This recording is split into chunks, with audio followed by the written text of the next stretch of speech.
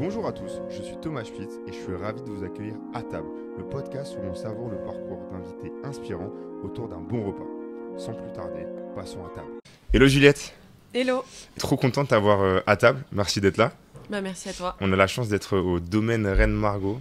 C'est un hôtel qui a ouvert récemment ici les Moulineaux. On sait que c'était pas facile pour venir à cause des transports, mais on est content que tu sois là. Moi aussi trop contente. Est-ce que tu peux commencer par te présenter rapidement qui tu es, ce que tu fais, ta vie, ton œuvre? Ok. Donc moi c'est Juliette, j'ai 31 ans. Je suis cofondatrice et CEO de La Tournée qu'on a lancée il y a 2 ans. Avant ça, je faisais du conseil en stratégie. Donc en gros, après mes études, je savais pas quoi faire. Je voulais pas me fermer de porte et je voulais voyager. Donc j'ai fait du conseil pendant 4 ans dans un cabinet allemand et j'ai été principalement basée en Asie. Donc j'ai aidé des boîtes européennes dans leur stratégie d'expansion sur différents marchés asiatiques. Donc j'étais basée à Hong Kong et je faisais des projets un peu partout en Asie. Trop bien. Attends, Ouais. J'ai déjà plein de questions juste sur ça, vas-y. parce que conseiller en stratégie, voyage. Moi aussi, j'avais envie de voyager, mais j'associe pas forcément le conseiller en stratégie et le voyage. Toi, t'as eu l'opportunité de voyager dans le conseiller en stratégie ou ça a été un peu, tu cherchais à voyager Non, je cherchais à commencer en Asie et il y avait un cabinet qui proposait un stage de fin d'études à Shanghai. Ok. Donc j'ai commencé directement là-bas. C'est Roland Berger? Ouais, exactement. C'est une grosse marque dans le conseil en stratégie. C'est une des plus grosses et en gros, je pense que comme beaucoup de personnes, à cette époque, je voulais mettre une ligne sur mon CV aussi. Pour commencer. Ouais. T'as fait quoi comme étude? J'étais à Sciences Po, à Paris. Ok. Ouais. Donc j'ai commencé en voulant... donc j'ai fait une licence en sciences politiques, avec un peu l'ambition de travailler pour le bien commun, faire l'ENA, tout ça. Et ensuite, j'ai un peu déchanté. Et, pourquoi t'as déchanté? J'ai commencé un master affaires publiques et je me suis rendu compte que c'était que des gens qui voulaient absolument faire l'ENA, hyper compétitifs, pas très ouverts d'esprit. Et tout était très franco-français. Donc du droit administratif, vraiment des choses. Et en fait, ça n'a pas pris, quoi. Ouais, avec tes envies de voyage. C'est peut-être là que du coup tu t'es dit, il faut que je voyage. Il faut que je fasse autre chose. Et donc j'ai fait un master finance et je me suis dit, au moins ça, je pourrais faire plein de choses. Et donc il y a eu cette offre de stage à Shanghai. Je me suis dit, bingo, c'est parfait. Ça coche un peu toutes les cases. Et donc j'ai fait ce stage à Shanghai et ensuite ils m'ont recruté à Paris. Ils voulaient pas me prendre en Chine parce qu'il fallait être bilingue mandarin pour être consultant là-bas, donc ce que je n'étais pas. Tu parles un peu je parle un peu chinois, ouais. Okay. Mais de là à travailler en chinois, c'est pas pareil. Ouais, c'est un peu chiant pour ça l'Asie et l'Asie du Sud-Est, c'est que c'est des endroits. Moi, je rêverais, de travailler dans ces endroits-là. Par contre, c'est comme le Japon. Le Japon, si tu t'es pas bilingue, ça sert à rien d'y aller, quoi. Ouais, complètement. Donc ils m'ont dit en gros fais tes armes en France et puis peut-être qu'après tu pourras être retransféré quand tu seras un peu plus senior et que tu n'auras pas besoin vraiment de parler la langue à 100%. Donc c'est ce que j'ai fait, je suis rentrée à Paris, j'ai fait 2 ans et ensuite j'ai été retransférée en Asie. Donc trop bien, franchement j'étais repartie où? Contente. Je suis repartie à Hong Kong. Ah ouais. Et trop chouette. Moi ça m'attire vachement Hong Kong. Ouais. C'est comment C'est trop bien. Moi, j'avais fait ma 3e année à Sciences Po là-bas, en échange. Et je voulais absolument y retourner. Il y a un espèce de côté addictif à cette ville où tout va à 1000 à l'heure. Ouais. Et je sais pas, c'est incroyable. Donc, je voulais absolument y retourner, y travailler cette fois. Déjà, c'est une ville un peu chère, donc en tant qu'étudiant, c'est pas évident. Et non, c'est incroyable. Après, ça a un peu perdu de sa superbe, entre guillemets. Depuis, il y a eu plein de mouvements politiques, mais en gros, la Chine a pas mal remis le grappin sur Hong Kong. Et donc c'est un peu différent maintenant, un peu moins international et beaucoup plus c'est vachement chinois. fermé depuis la Chine, Exactement. Toi t'es resté 2 ans là-bas? Je suis restée un peu plus d'1 an et au bout d'un moment en fait déjà il y a eu le Covid qui est arrivé, donc avant il est arrivé en Chine de base et moi ça m'a un peu fait flipper. Hong Kong a commencé à fermer toutes ses frontières. C'était un peu impressionnant. Toi à ce moment-là t'as combien d'années d'expérience? 4 ans. Ok, d'accord, donc tu rentres à ce moment-là. Ouais, je rentre et en fait je me dis, j'ai beaucoup réfléchi à ce que je voulais faire et je me suis dit en fait être consultant, voyager c'est cool, mais en fait j'étais dans l'avion toutes les semaines, je dormais à l'hôtel, j'avais une vie qui avait aucun sens et surtout je voulais faire des projets à impact environnemental et en fait il n'y en avait pas. Et donc je faisais des projets qui n'avaient pas de sens pour moi.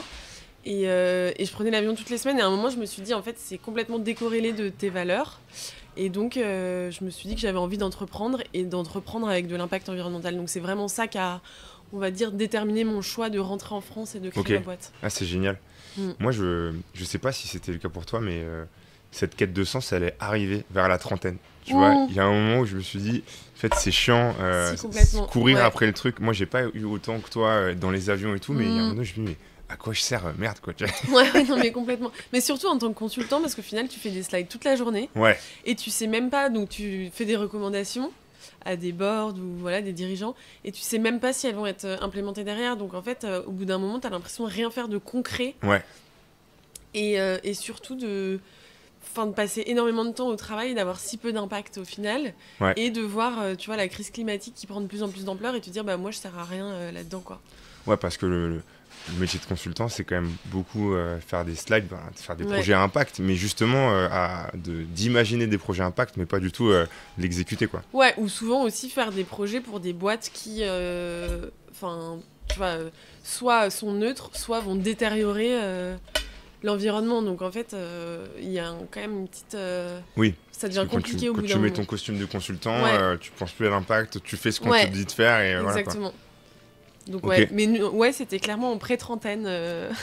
Non, moi j'ai eu ça aussi. Cette prise de conscience. Ouais. Ok. Et donc du coup, t'es rentré en France pour créer ta boîte ou D'accord, ok. Ouais.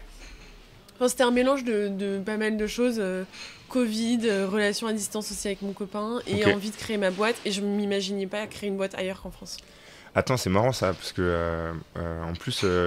Parce que moi, j'ai un peu voyagé aussi avant de rentrer pour créer ma boîte et j'ai eu ce même sentiment. Donc, j'aimerais bien que tu m'expliques, toi, pourquoi tu t'es dit, pourquoi tu t'imaginais pas le faire autre part qu'en France. Ouais, c'est assez marrant. Je sais pas comment l'expliquer, mais je pense que déjà en France, on est beaucoup aidé.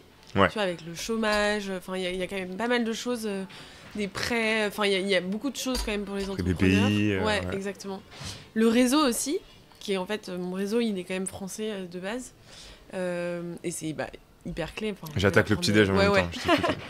Je vais l'apprendre à personne que le réseau, c'est hyper clé. Donc, en fait, je trouvais ça compliqué de me projeter en Asie.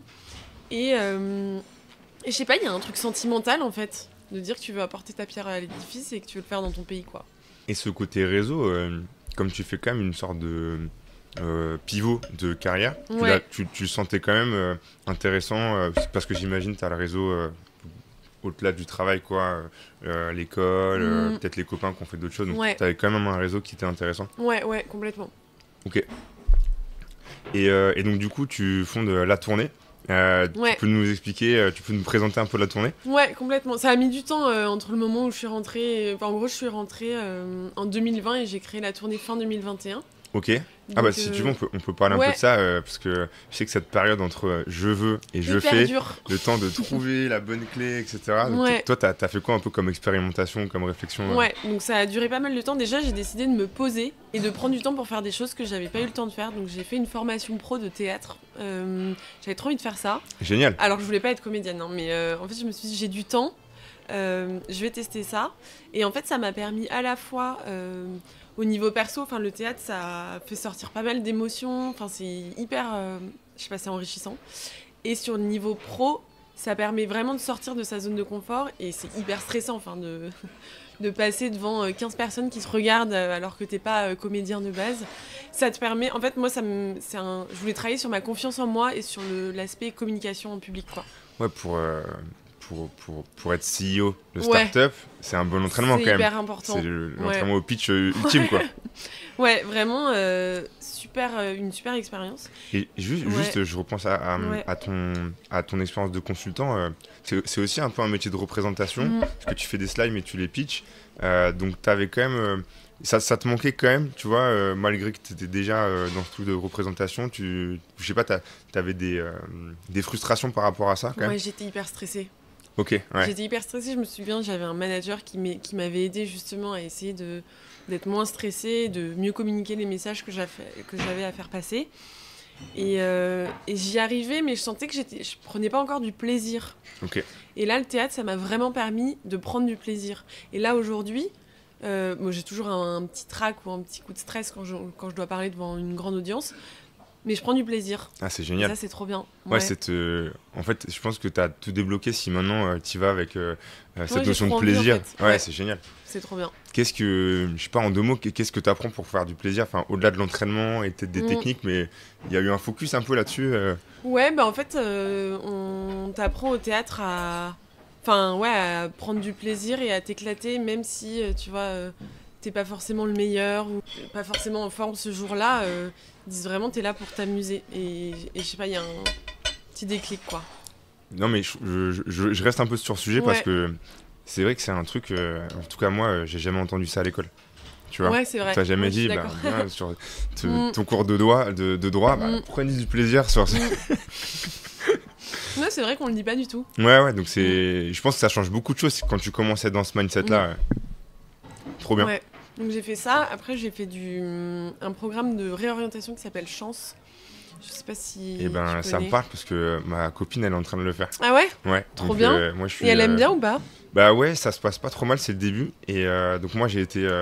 Tu vois, faut que je donne mon avis ou que je donne un peu des feedbacks. Donc je suis un peu le truc. Ça marche super bien ce truc. Hein. C'est trop bien. J'ai plein de personnes autour de moi qui le font. Ouais. Et vas-y, raconte-nous un peu alors ce que c'est et toi, ce que t'en as pensé. Ça m'intéresse même personnellement du coup d'avoir ton feedback. Bah, moi j'ai choisi Chance parce que c'est assez. Il y a une double approche, un peu introspective avec un parcours en ligne où tu dois répondre à des questions et aussi avec un coach. Et cet aspect, on va dire double, il est super utile parce que t'as vraiment des moments où tu peux te poser pendant 3 heures sur une question. C'est des questions vraiment, c'est qu'est-ce que tu voulais faire, ça va de qu'est-ce que tu voulais faire quand tu étais petite à quels sont les personnages qui t'inspirent aujourd'hui et pourquoi. Et là, ça te fait réfléchir un peu à tes drivers de motivation, ce qui t'inspire chez les autres et ce que tu as envie de développer chez toi. Ouais. Enfin, bref, c'est de l'introspection. Et en fait, c'est hyper important de réfléchir à ce qui nous motive. Et du coup, comment ça fonctionne, Chance ? En gros, c'est un double programme, à la fois avec des questions que tu dois répondre tout seul en introspection et un coach que tu vois un certain nombre de fois. Et c'est trop bien parce que ça te laisse le temps de réfléchir toi sur ce qui te motive et ce que tu as envie de faire finalement. Ouais. Et d'en parler avec un coach pour affiner ton projet. Moi, je pense que je serais le mauvais personnage pour ça parce que j'aurais un avis péjoratif avant de connaître sur le manque de concret. Mais là, t'en parles, ça se voit que en fait, c'était hyper concret. Comment t'as réussi à rendre ça concret et qu'est-ce qui t'a permis en fait de tirer la valeur de ça ? Bah moi, j'y passais vraiment pas mal de temps sur les questions et je les trouvais vraiment super intéressantes. Ça m'aidait vraiment à savoir moi ce qui me motivait et comment le trouver dans mon travail. Donc moi, j'ai rendu le truc vraiment très concret. Et la coach, je lui ai dit exactement ce que j'attendais, tu vois. Et ils sont hyper adaptables. Enfin, tu vois, l'idée, c'est pas du tout de te conseiller sur tes choix de carrière, mais plus de t'aider à savoir ce qui te motive, en gros. Et moi, je me rendais pas compte que il y avait autant de personnes, finalement, qui avaient ce vide, tu vois. Et autour de moi, c'est vraiment... Il y en a énormément. C'est fou, surtout quand tu arrives un peu à cet âge-là, encore à la trentaine, que tu as un bon travail et que tu as un peu gravi les échelons de façon un peu mécanique. À la fin, tu te dis, à quoi ça sert, quoi. Ouais, non, mais clairement. Je pense que c'est pour ça que ça marche aussi bien, c'est beaucoup de gens se posent des questions et ça permet vraiment de pouvoir changer de trajectoire, quoi. Et c'est vrai que l'investissement, il est quand même important. Moi je vois du coup ma copine, le soir, elle bûche quand même. Je la vois pas mal bosser. Mais c'est trop intéressant. Enfin, les questions sont vraiment intéressantes. Trop bien. Et du coup, toi, ça a été quoi un peu la conclusion, la finalité de Chance ? Moi, la finalité, c'était que j'avais besoin de... Enfin, ce qui me motivait, c'était... Bon, déjà, je suis quelqu'un de très déterminé et en fait, à un moment, il demande... Tu le savais ou c'est ressorti du... Bah, je pensais le savoir, mais en fait, à un moment, ils te disent de demander à tes potes de te dire comment ils te décriraient. Et moi, vraiment, j'ai demandé, et c'était toujours la même réponse. C'était toujours déterminé. Ouais. Et là, je me suis dit, c'est quand même intéressant, en fait, c'est clair. Parce que c'est pas un truc que tu demandes à des potes quand tu dînes avec eux, enfin, tu vois. Et du coup, ça a été vraiment une conclusion importante, c'était de me dire, en fait, je suis hyper déterminée et j'adore avoir des objectifs à atteindre et du coup créer une boîte, moi ça me paraissait logique parce que t'es un peu dans cette quête. Avant Chance, t'avais pas forcément décidé de monter une boîte? Non. Ok. Ouais, non. Enfin, j'avais quand même l'intuition, mais c'était pas validé, quoi, en gros. Mais c'est trop bien, en fait, ce cheminement. Ça s'est construit étape par étape. Et limite, je trouve ça plus sain que... moi, par exemple, tu vois, j'ai toujours voulu entreprendre sans savoir trop pourquoi. Mais par contre, trouver la clé d'entrée et comment et le truc qui fonctionnait, ça m'a pris un temps fou. Ah ouais, ça prend vachement de temps. Et une fois que j'ai validé le fait que je voulais entreprendre et créer une boîte à impact...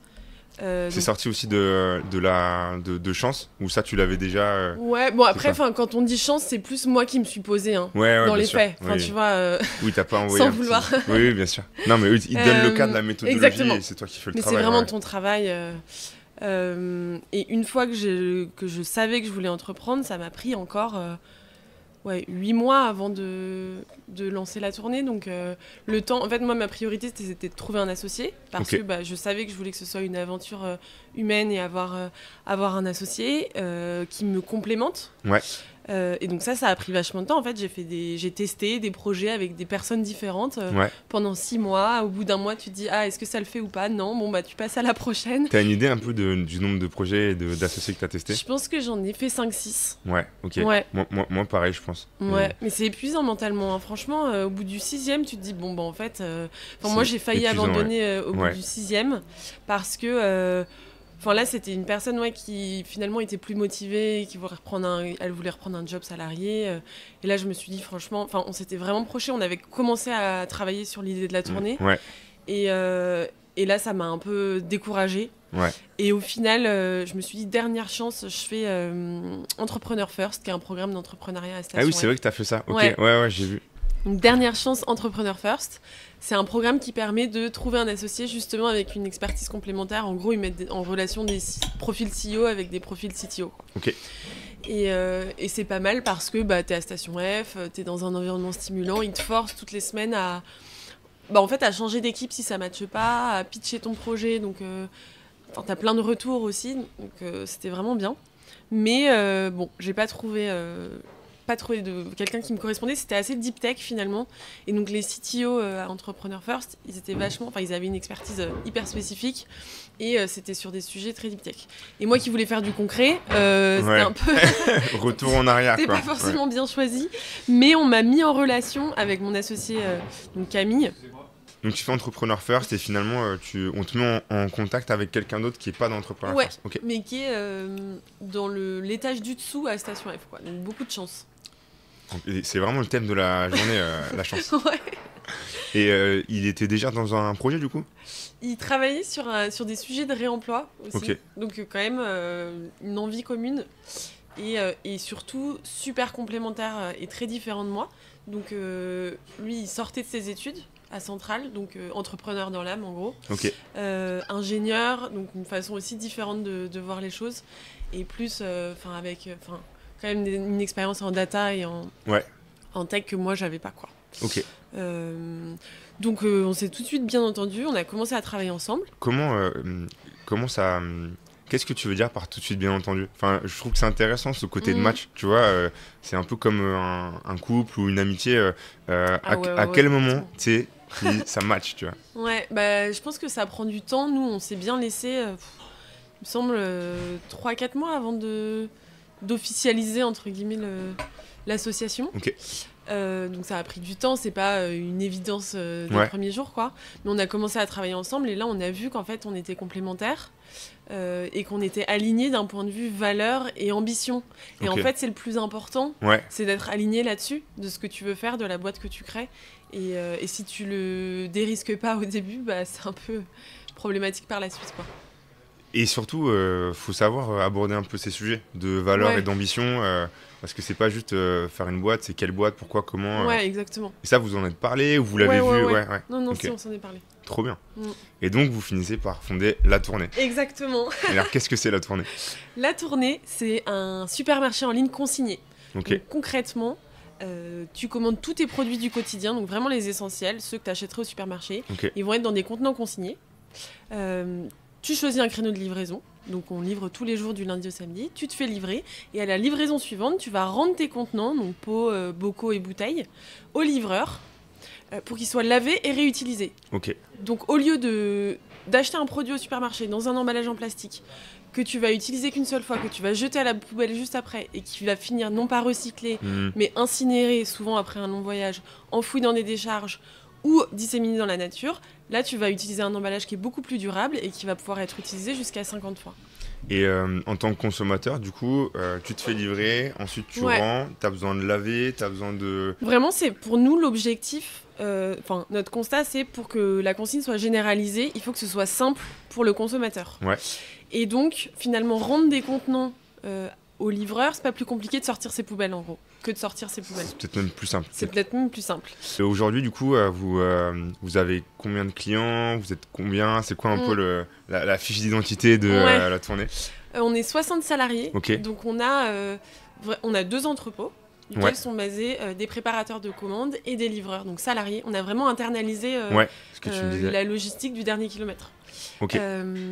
On a plus de 7000 clients répartis dans 250 villes en Île-de-France. Donc on est vraiment resté en Île-de-France. 250 villes quand même, donc c'est un cadrage assez large finalement. Ouais, on est donc pas dans Paris-Centre. Ouais.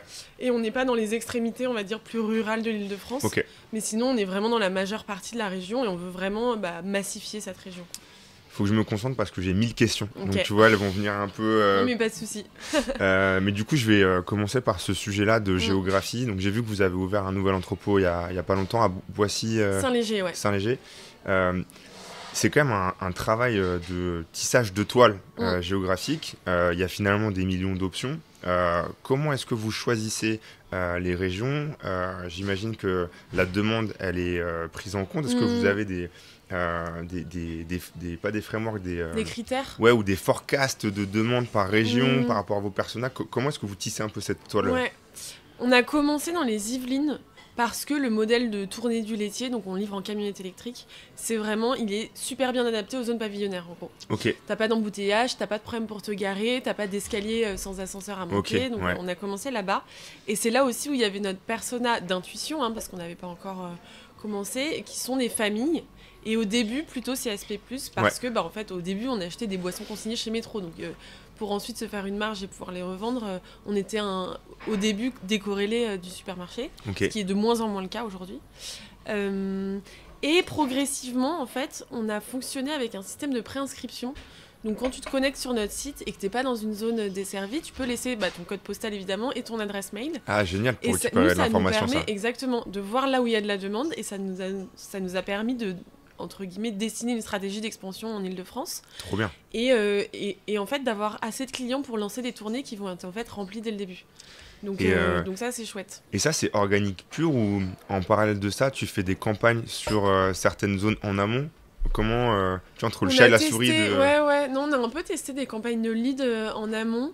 Mais au final, ce qui marche le mieux, c'est le bouche à oreille où... une famille dans les Yvelines vont dire à leurs potes dans le Val-de-Marne c'est trop bien la tournée, et eux ils vont se connecter, ils vont demander à être desservis, quoi. Donc c'est ça qui marche le mieux. Et après, une fois qu'on est dans la ville, par contre là on lance des campagnes d'ads d'acquisition, quoi. Et toute cette partie finalement supply chain entre la gestion de la demande, du livreur, de l'entrepôt, j'imagine que c'est un casse-tête organisationnel. C'est là où la data, vous utilisez justement des outils data. Comment vous gérez cette partie exécution qui a l'air très compliquée? Non, c'est assez compliqué. Nous, quand on a commencé avec Camille, on était assez naïfs, mais je pense que c'était une force.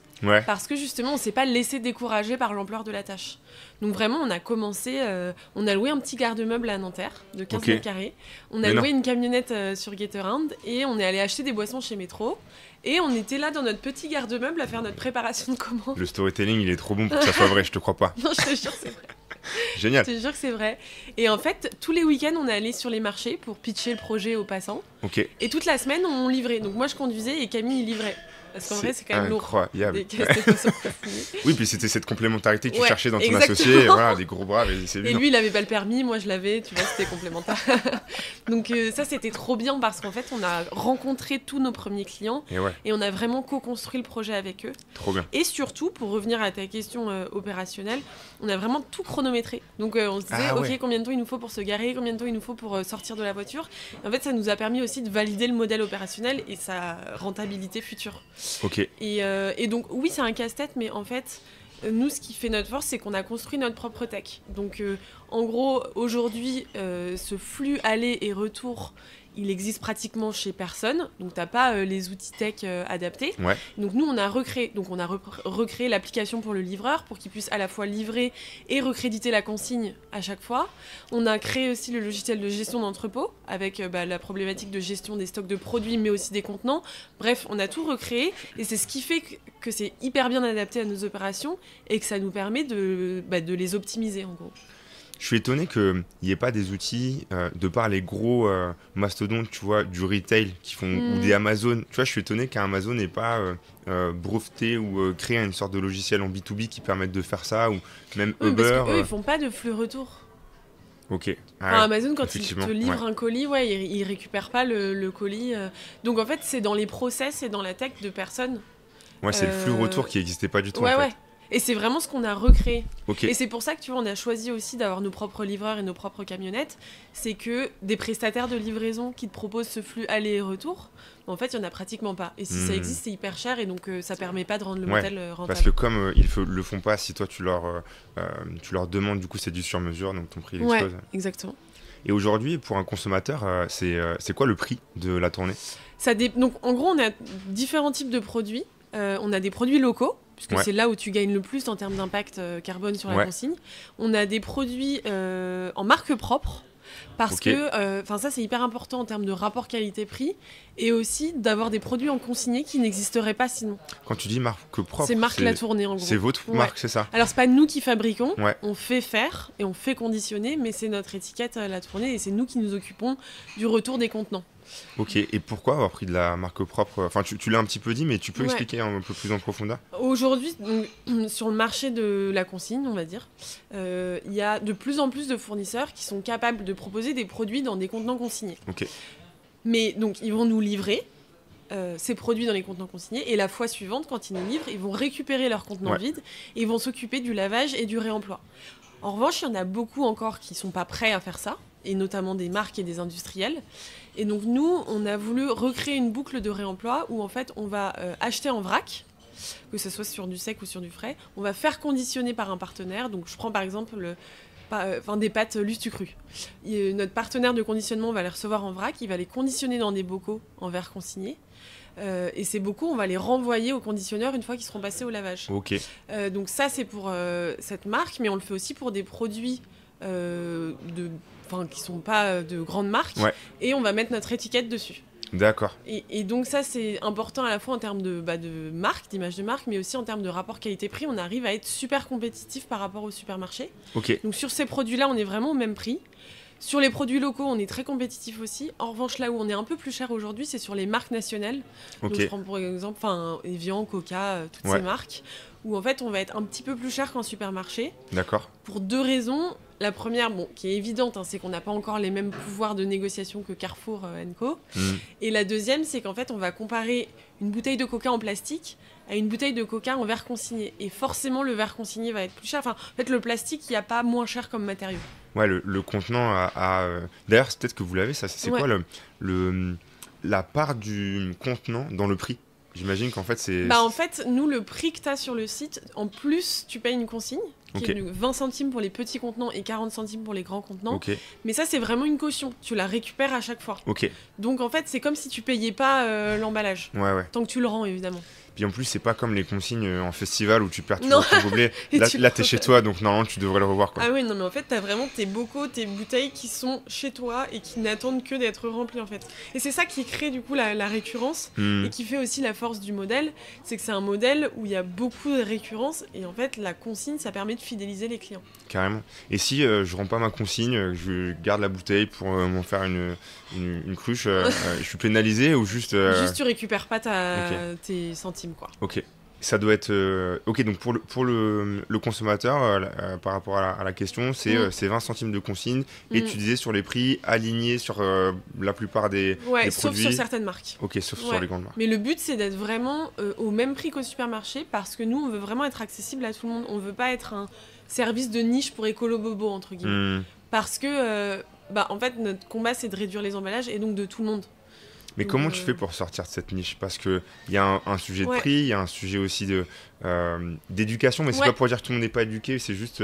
et c'est vrai que de par le prix, à un moment donné, tu n'as pas forcément la capacité de t'intéresser à ces sujets-là, et c'est normal. Comment on casse cette niche, en fait?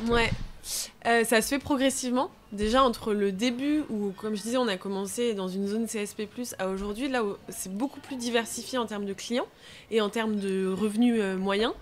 Donc ça a été permis par une meilleure compétitivité prix, mais aussi le fait, aujourd'hui il y a des familles qui commandent chez nous qui se disent pas du tout engagées sur les sujets environnementaux, mais pour qui les déchets ça reste quelque chose de, en fait c'est très concret, de voir ces poubelles de déchets qui grossissent. Et il y a aussi un enjeu santé, parce qu'il y a de plus en plus d'études sur l'impact des microplastiques, des emballages sur la santé.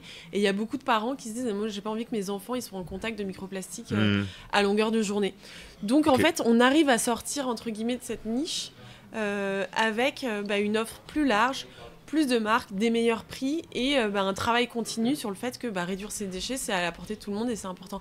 Évidemment, on ne peut pas s'adresser à ceux qui, malheureusement, à chaque fin de mois, sont à quelques centimes près pour boucler le mois. Ça, aujourd'hui, c'est impossible. Et en fait, on ne peut pas attendre de ces consommateurs qui passent à la consigne, parce que, de fait, aujourd'hui, ça va être un peu plus cher. Ouais, bien sûr. Donc, effectivement, aujourd'hui, on n'est pas accessible à 100% de la population, mais c'est quand même l'objectif à terme quand la consigne sera généralisée. Et du coup, pour avoir un prix compétitif, alors que finalement, en plus, tu as, tu l'as dit, le prix du matériau qui est plus cher que plastique, tu as la livraison en flux aller et flux retour, tu as les entrepôts, tu as plein de choses. Comment tu fais pour baisser le prix? J'imagine que vous devez courir après les marges en permanence. Quoi. Pour le coup, le flux retour, ça coûte pas beaucoup plus d'argent, parce que vraiment, quand tu as un point de livraison, quand tu récupères, c'est vraiment pas ce qui te prend le plus de temps. Oui, parce que en fait, tu récupères quand il y a une autre livraison. Oui, exactement. Mais ça, c'est... Enfin, désolé, je te coupe, mais... Non, pas de souci. C'est hyper intéressant, finalement, parce que ça coûte pas beaucoup plus cher. Non. Donc, en fait, il faut le faire, quoi. Oui, complètement. C'est marrant. Et je pense que... je suis convaincue que tout le monde va finir par le faire. Mais... la compétitivité, elle est vraiment dans les coûts de livraison, évidemment, et dans le fait d'avoir des tournées remplies et optimisées et qui parcourent le moins de kilomètres. Donc en gros, nous, depuis nos entrepôts, on peut aller jusqu'à 1 heure autour de l'entrepôt avec nos camionnettes. Et en fait, l'enjeu, c'est vraiment d'avoir des distances entre les points de livraison qui soient les plus faibles possibles. C'est pas tant la distance que tu parcours entre ton entrepôt et ton premier point de livraison, mais vraiment la distance entre les points de livraison. Et pour ça, il faut densifier au maximum le territoire. Et en fait, avoir des livreurs salariés, c'est à la fois pour nous important en termes de modèle social, d'expérience client, parce qu'un livreur Amazon, sans les citer, il va un peu te balancer ton colis par-dessus le portail. Donc tu maîtrises pas du tout l'expérience client. Et le dernier point, c'est qu'en fait, c'est plus optimisé en termes de coûts. Donc le modèle de tournée est rentable. Là où, par exemple, un modèle de quick commerce... C'est quoi le quick commerce? C'est la livraison en moins de 15 minutes. Où, en gros, tu vas donc avoir des commandes un peu tout le temps au fil de l'eau que tu vas devoir aller livrer. Donc, tu vas partir de ton hub pour aller livrer une commande. Et donc ça... super difficile à rentabiliser, parce que tu pars avec une seule commande, alors que nous tout on part du avec modèle que tu 15 commandes, 15-20 commandes, tu vois. Et moi j'ai un peu le geek en moi là quand tu me parles de ça, qui est je me dis, mais en fait en termes de data et même d'algo, il y a moyen de se faire plaisir entre guillemets pour imaginer les parcours. Vous bossez un peu là-dessus, sur la data, sur Ouais. Pour le coup, sur la partie vraiment algorithme d'optimisation des tournées, il y a quand même pas mal de choses qui existent déjà. Donc ça, on s'est plugué dessus. Trop bien, c'est quoi? C'est on n'a pas réinventé des logiciels la roue qui existent en open source. Donc, mais c'est super intéressant. Enfin, on réfléchit en permanence sur comment mieux optimiser nos tournées. Et il y a vraiment beaucoup de choses à faire. Et est-ce qu'on se lève tous pour Danette? T'as vu mon post? En gros, l'idée, c'est vraiment de convertir des marques à la consigne. Et donc, du coup, on prend un ton un peu... Enfin, on essaye, en fait, de leur montrer que c'est facile et que les consommateurs sont prêts. Donc j'avoue, on fait des petites blagues là-dessus. Ouais, mais en même temps, là, de mon point de vue, ça a l'air d'être un challenge énorme. Toi, c'est quoi un peu ta vision de partenariat avec ces grandes marques? Est-ce que vous en avez déjà? Est-ce que vous avez des discussions? On est en discussion avec tous les industriels de l'agroalimentaire parce qu'ils sont tous soit en train de faire des tests, soit ils vont bientôt en faire. Parce qu'il y a quand même la loi AGEC qui fixe la sortie des emballages à usage unique d'ici 2040. Et il y a des paliers que tu dois atteindre de pourcentage d'emballage réutilisable dans ton parc, entre guillemets, d'emballage. Peut-être juste sur ce point, la loi AGEC, tu dis, elle fixe l'utilisation, je paraphrase tout simplement, l'utilisation de plastique jusqu'en 2040, quand dans ce sens-là, c'est interdiction. En 2040, plus d'emballage à usage unique. Ah ouais. Ouais, c'est assez ambitieux comme challenge. Donc ouais, tu disais, vous comptez pas mal sur la loi AGEC, qui fait quoi exactement ? La loi AGEC, elle fixe donc à 2040 la sortie des emballages à usage unique et ensuite des paliers pour y arriver, donc pour que les industriels puissent progressivement passer une partie de leur parc d'emballage en emballage réutilisable. Et donc c'est vraiment ça qui crée aussi le dynamisme et qui fait que ils sont tous en train de soit faire des tests, soit y réfléchir. Et donc on est en discussion avec eux sur certaines des marques pour les avoir à notre assortiment en consigné. Et c'est quoi un peu t'as des exemples de tests qui sont faits, qui sont, je sais pas, complémentaires ou différents de ce que vous faites ? Là, en ce moment, il y a pas mal de tests en grande distrib, par exemple, chez Carrefour. Principalement sur des boissons. Mais nous, ça nous aide parce que ça participe à un dynamisme et à une sensibilisation générale sur la consigne. Carrément. Et ça augmente les volumes aussi de consignés, donc c'est parfait. Ouais, puis tu vois, quand t'as dit ça, la première chose que je me suis dit, c'est... En vrai, si je fais mes courses avec des consignes, c'est quand même mieux qu'on me livre. Bah ouais, c'est hyper lourd. Ouais, donc en fait, la livraison, elle fait du sens pour la consigne. Vous roulez en électrique, tu disais ? Ouais, exactement. Et c'est pas compliqué, en fait, de réduire ton impact carbone avec la livraison ? La livraison, c'est pas contre-intuitif par rapport à ce point-là ? Il y a deux types de zones. Il y a la Grande Couronne, là où aujourd'hui on a la majorité de nos clients, et Petite Couronne et Paris. En Grande Couronne, on a fait une étude d'impact et on voit qu'on substitue des allers-retours au supermarché. Un aller-retour en supermarché en Grande Couronne, c'est 5 km et c'est en véhicule thermique individuel. Donc on a un impact parce que nous, on fait des tournées optimisées. Donc c'est pas un aller-retour de 5 km pour un client en camionnette électrique. Donc là, on se rend compte que notre impact juste sur le transport et la livraison, il est limite meilleur que l'emballage. En revanche, Paris et Petite Couronne, t'as un Franprix en bas de chez toi. C'est pas la même chose. Là, notre impact, il est vraiment principalement sur l'emballage. Et on se rend compte d'ailleurs que nos clients parisiens, ils viennent chez nous vraiment pour la consigne parce que il n'y a pas vraiment d'autres options ailleurs. Alors qu'en Grande Couronne, il y en a qui viennent même pas pour la consigne, qui viennent juste parce que c'est un service pratique de livraison à domicile avec un bon rapport qualité-prix sur les produits. Bon, et là, j'imagine que vous avez gagné quand on vous dit ça. Ouais, c'est trop bien. C'est trop bien parce qu'on a envie qu'il y ait des drivers d'achat qui soient le plus large possible. En fait. Puis pour que ça devienne une norme, il faut que en fait, ça soit pas juste des gens qui viennent pour l'éco. Bah oui, complètement. Mais moi, j'adore toutes ces datas là. Tu me fais plaisir quand tu me donnes ces petites infos. Ça doit être hyper intéressant en fait. Puis du coup, tu peux tout traquer, donc tu peux vraiment faire. Et ça contribue un peu à créer ce nouveau KPI un peu de croissance écologique où en fait tu regardes à la fois ta finance et ton écologie. Vous, je sais pas, vous avez du coup les deux KPI que vous suivez en permanence, c'est ça ? Complètement. C'est génial. Lors de notre deuxième levée de fonds, donc l'été dernier, on a un fonds à impact qui a investi. Et eux, c'est hyper intéressant, mais les KPIs d'impact, donc ça peut être tonnes de plastique évitées, impact CO2 évidemment, ils sont dans leurs objectifs individuels de performance et de caride, quoi. En gros, quand tu es investisseur, tu es incentivé à la performance environnementale de tes boîtes.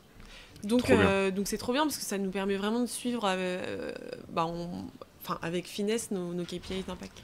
Ouais, ce que je trouve absolument génial, c'est que bon, l'investisseur, il a un poids énorme quand même dans une startup parce qu'il amène l'argent, donc dans le pouvoir de décision. Alors, il y en a qui interfèrent moins que d'autres, mais il y a quand même des endroits où l'investisseur, il peut taper du poing sur la table. Et cette personne-là qui peut avoir du pouvoir chez vous, elle est incentivée à l'impact. Donc, déjà dans le storytelling, moi, tu vois, j'achète tout de suite l'histoire, c'est génial. Mais en plus, du coup, ça doit avoir des discussions et des objectifs vraiment top, quoi. En fait, c'est que tu es aligné sur tes objectifs. C'est l'alignement, Et en plus, la chance qu'on a, c'est que nous, on veut faire les meilleurs choix stratégiques à la fois pour la croissance de l'entreprise et pour son impact. Et en fait, souvent, c'est les mêmes. Toi, tu n'as pas cette espèce de dichotomie que tu pourrais avoir dans une entreprise plus traditionnelle où tu vas faire des choix stratégiques pour la croissance qui vont en fait détériorer ton impact. Nous, les deux, ils vont ensemble. C'est ça qui est trop bien. Est-ce qu'on peut vraiment faire de l'impact dans un monde capitaliste ? C'est un jeu d'équilibriste. Parce que, donc encore une fois, les investisseurs qui investissent, nous, on a besoin de lever de fonds parce qu'aujourd'hui, on n'est pas rentable au niveau de l'entreprise. Et c'est vraiment un business de volume, au même titre que la grande distribution. Donc, on a besoin d'investisseurs et eux, les investisseurs, ils ont besoin d'avoir des retours sur leurs investissements.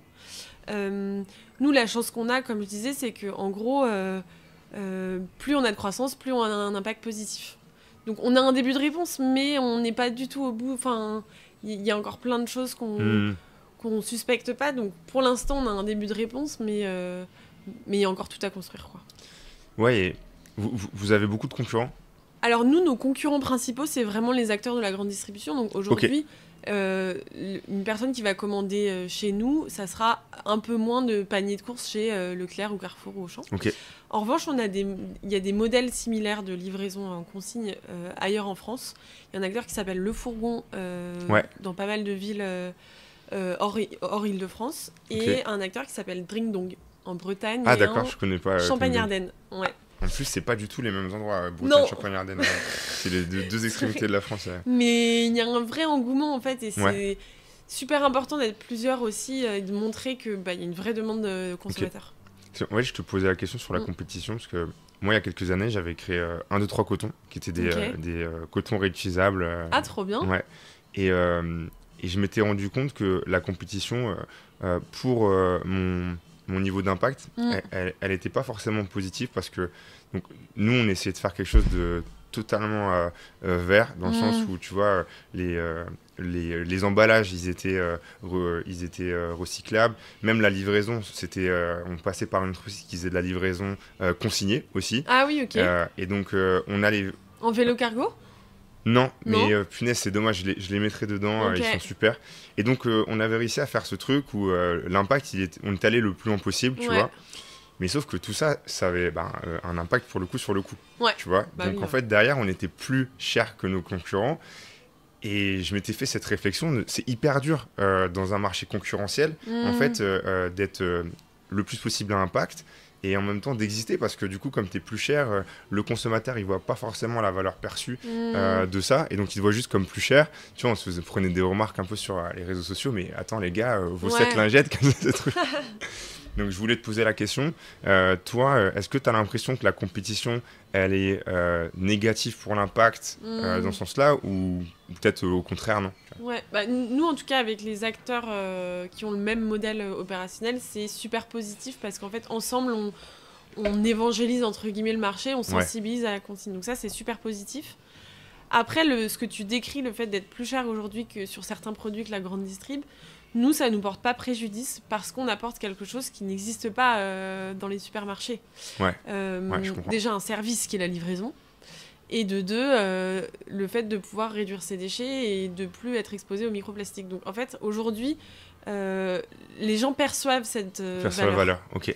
Après, c'est sûr que à terme, parce que encore une fois, on veut vraiment être mass market accessible à tout le monde, il va falloir qu'on soit compétitif en termes de prix, c'est sûr.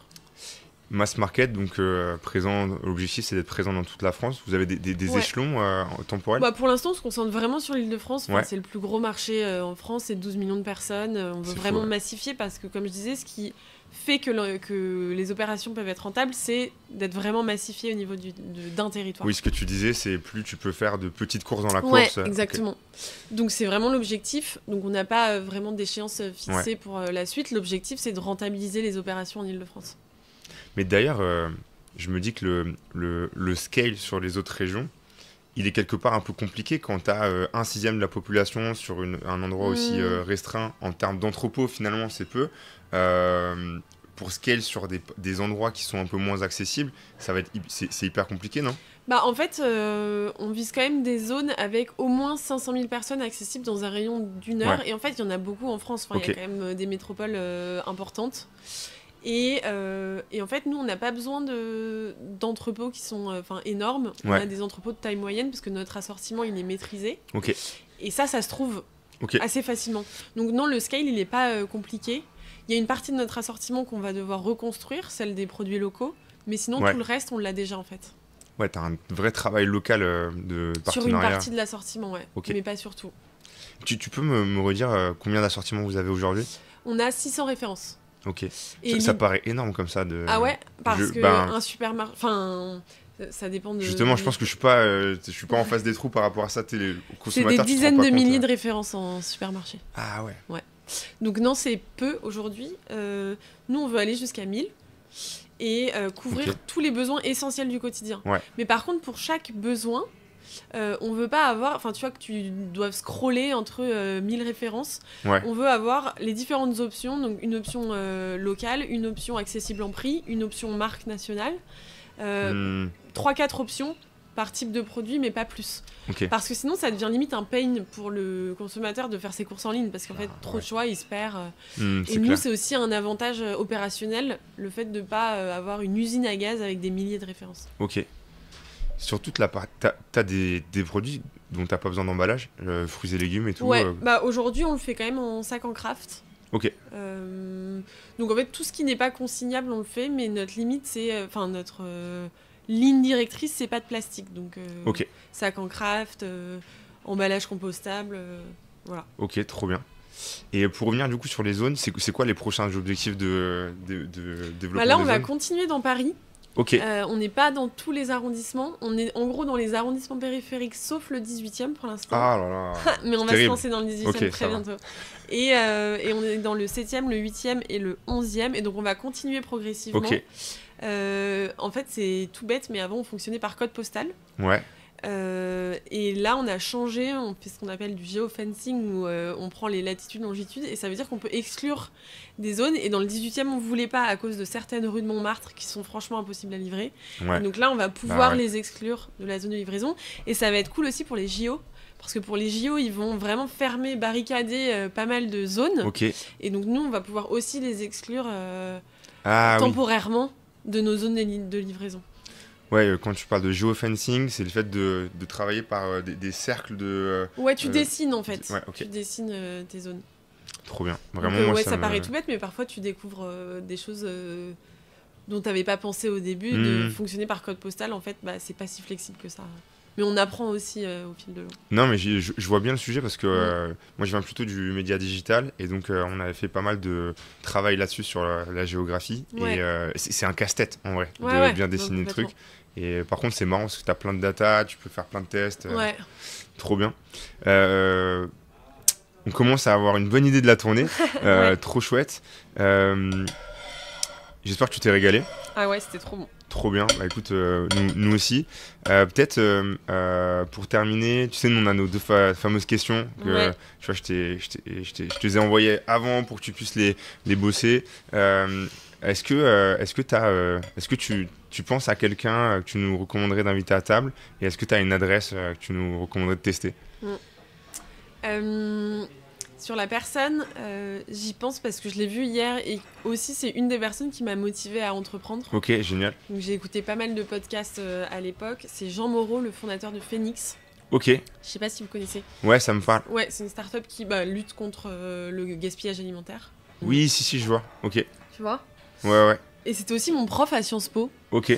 Et ouais, il m'a pas mal inspiré. Enfin, vraiment, je me suis dit, en fait, entreprendre avec de l'impact, c'est possible. Ok. Et voilà, et je le trouve super intéressant et je pense que ça sera une bonne idée. En tout cas, ça va faire une sacrée intro, tu vois.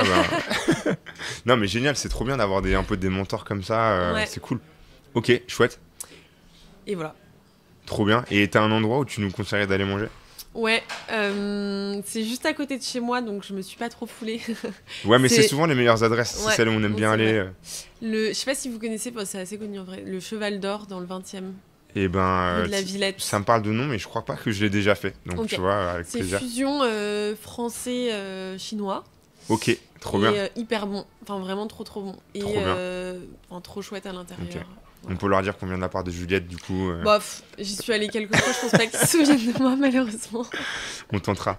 Bon, bah top, merci beaucoup pour ton temps, en tout cas, c'était trop cool d'écouter tes histoires. Franchement, c'était trop bien. Merci.